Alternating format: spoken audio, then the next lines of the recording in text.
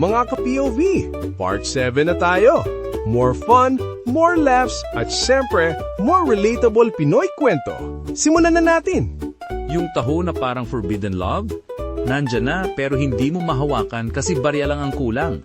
Ang ending, ikaw yung naiiwan, siya yung nakahanap ng mas handang magmahal. May sukli. Parang cliffhanger sa teleserye pero walang kasunod.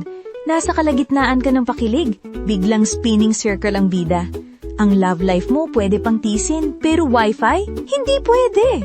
Sabi nila, share your blessings. Pero yung kasama mo, share your payong lang ang alam. Siya tuyo, ikaw parang swimming instructor. Friends o frenemy ba talaga? Yung utak mo parang radyo na walang off button, nag-start sa simpleng, ano kakainin bukas. Tapos ending na sa, ano purpose ko sa life? Ang overthinking, mas malakas pa sa kape. Sabi mo busog ka, pero yung tiyan mo nagsisigaw ng national anthem. Ang totoo, umaasa ka lang sa price ng katabi mo. Palibre culture, solid Pinoy tradition. Dito mo marirealize na hindi lahat ng relasyon mahaba. Yung MRT, pila lang. Garantisadong forever. By the time makasakay ka, feeling mo graduate ka na ng college. Yung tawa mo parang corporate smile, scripted. Deep inside gusto mong mag-resign sa barkada, pero wala kang HR. Salamat na lang sa acting skills.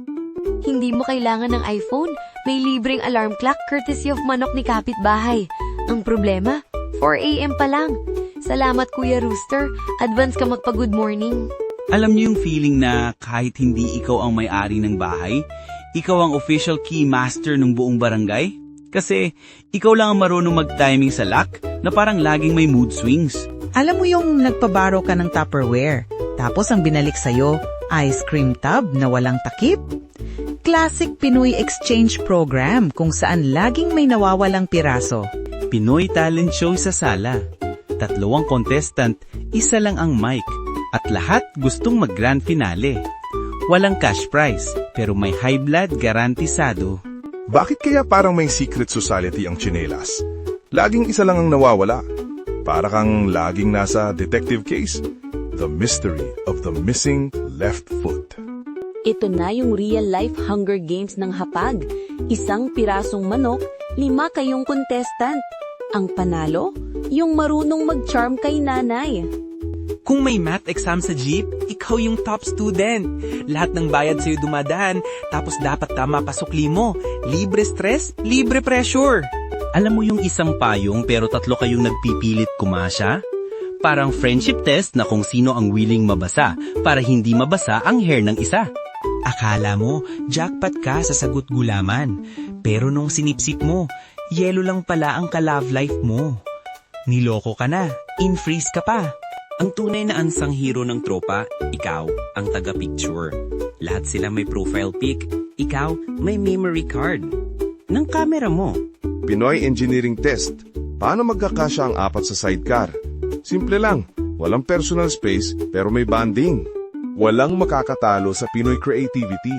Sapatos na worth 1,000. Protektado ng plastic bag na worth 2 pesos.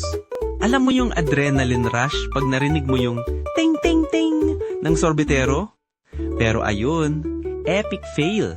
Wallet mo mas empty pa sa ice cream cone.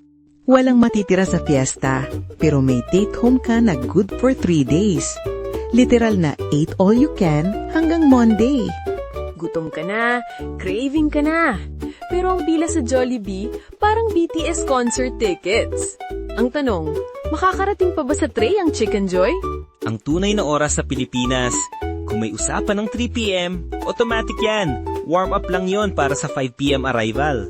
Pag nag-brown out sa Pilipinas, automatic lahat nagiging fan athlete. Sino ang pinakamabilis pumaypay? Gold medalist ka na. Yan ang Part 7 mga ka-POV. Sana nag-enjoy ka. Abangan mo ang Part 8 para mas marami pang kwelang POVs.